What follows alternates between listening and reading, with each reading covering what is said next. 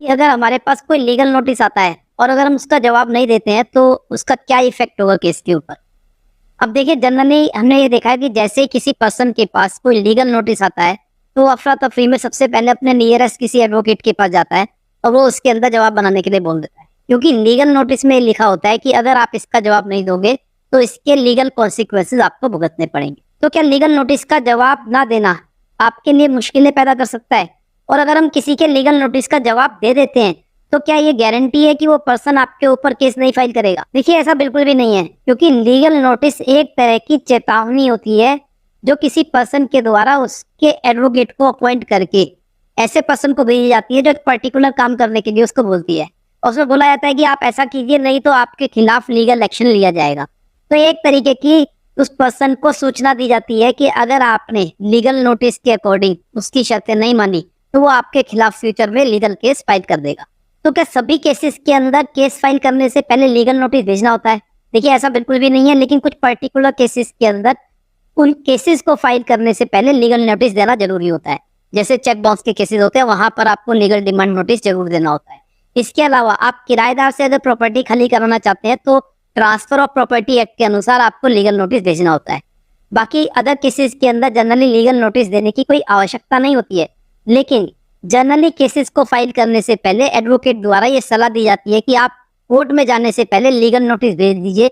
हो सकता है लीगल नोटिस भेजने के बाद सामने वाली पार्टी आपके साथ सेटलमेंट कर ले और आपको कोर्ट के अंदर केस डालने की जरूरत ना पड़े। तो अब क्वेश्चन ये उठता है, क्या लीगल नोटिस का जवाब देना बहुत जरूरी है? और अगर हम लीगल नोटिस का जवाब नहीं देते हैं तो क्या इसके लीगल कॉन्सिक्वेंसेस हो सकते हैं? क्या इसका फ्यूचर में जब पर्सन केस डालेगा तो उसके लीगल कॉन्सिक्वेंसेस जिसने जवाब नहीं दिया है उसको भुगतने पड़ेंगे? अब देखिए, ऐसा बिल्कुल भी नहीं है।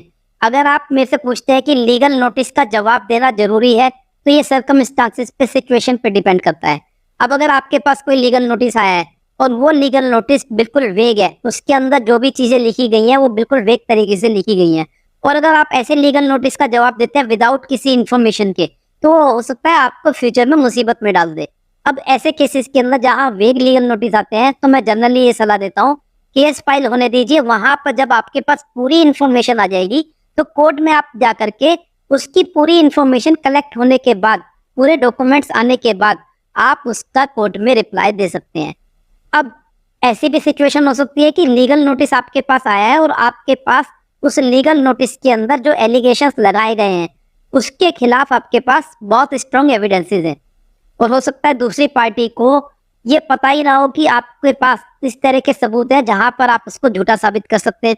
तो ऐसे में लीगल नोटिस का आप रिप्लाई दे सकते हैं। उस सारे एलिगेशंस को आप झूठा साबित करने के लिए उस लीगल नोटिस में लिख सकते हैं कि इस तरीके से हमारे पास ऐसी चीजें हैं जिसमें हम आपको झूठा साबित कर सकते हैं, इसलिए आप अपने लीगल नोटिस को इमीडिएट इफेक्ट पर वापस दे लीजिए, नहीं तो हम उल्टा आपके ऊपर केस डाल देंगे।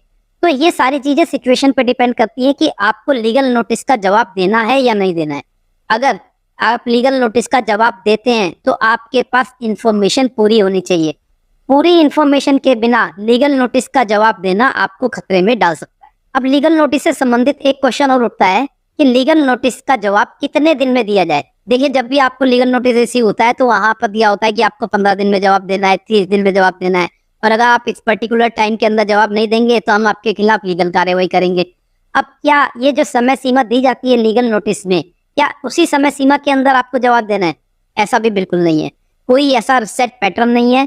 कुछ पर्टिकुलर केसेस के अंदर टाइम दिया जाता है, जैसे मैंने बताया चेक बाउंस केस के अंदर आपको टाइम दिया जाता है 15 दिन का पेमेंट करने के लिए। अगर आपकी लीगल लायबिलिटी बनती है तो आपको 15 दिन के अंदर वो अगर आप पेमेंट कर देते हैं तो वो पर्सन आपके खिलाफ चेक बाउंस का केस नहीं ला सकता।